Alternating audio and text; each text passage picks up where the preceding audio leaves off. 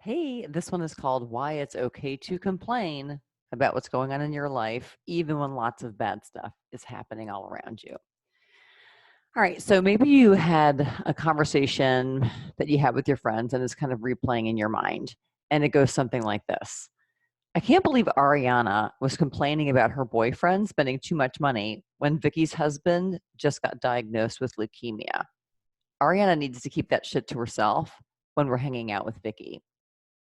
So my guess is you've definitely compared the suffering of your friends, family, politicians, and movie stars to some sort of metric. Like none of them should be complaining about whatever because there are people starving in Asia or whatever. So we do that and it doesn't feel good. Feeling judgy rarely feels good. Yet we compare the suffering of others and we do the same thing to ourselves. Does any of this sound familiar? My husband really needs to do the dishes. I'm sick of being his maid. But I guess I shouldn't complain because many widows would give anything to have their husbands around. Or I'm so tired after working on Zoom all damn day. But really, it's not like I just did a nursing shift dealing with really sick patients. Or our trip to the Virgin Islands got canceled, but I really shouldn't whine because my sister hasn't been on a vacation in 10 years. Well, that's called comparative suffering. So we try to talk ourselves out of feeling disappointed, mentally exhausted, frustrated, anxious, or some other negative emotion. We think denying our negative emotion will help us feel better, but it doesn't. Feeling grateful, for example, is created by your thoughts, but it doesn't happen by pretending the pain isn't real.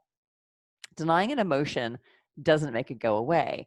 Resisting emotions makes them grow. I think of it like that kid who asks for something nicely at first, and then when ignored gets louder and louder, the kid is still there, just like that feeling you're trying to deny. So, why do we deny feelings? Well, because we think the emotion is unworthy.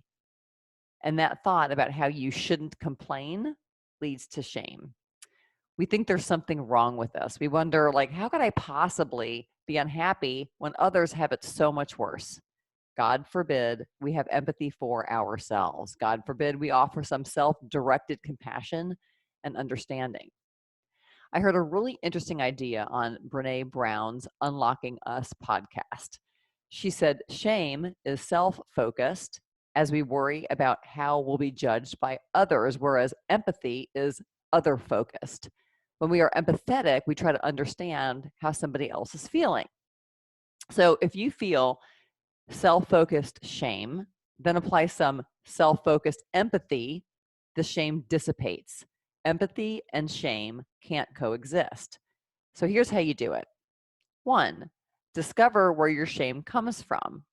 Like, here's an example. You find out that many of your friends have been donating money to charity for a decade, and you haven't.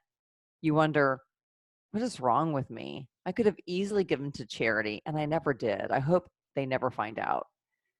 2, explore why you didn't act differently. Perhaps your thoughts at that time were about paying for kids' college and fear you wouldn't have enough for the mortgage. Then extend some understanding to yourself. Acknowledge what you were feeling at that time, like scarcity and fear. I always imagine what a therapist said to me once. She said, go back, see yourself in a past situation, and give yourself a hug instead of a bit slap. Imagine what you would say to a friend who did the same thing you did and felt shame. I'm guessing you wouldn't beat them up. You'd probably show them some empathy by trying to understand how they were feeling. Be empathetic with your past self because now you can do whatever you want. Here's another thing about empathy. It's not a limited resource. We often think that if we have empathy for ourselves, then we won't have any left over for others. And that's bollocks.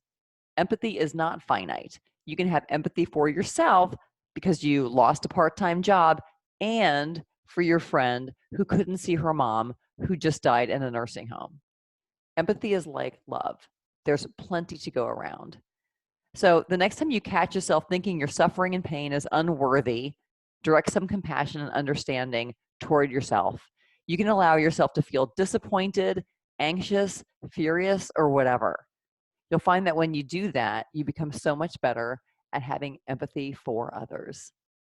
Alrighty, hope to see you again soon.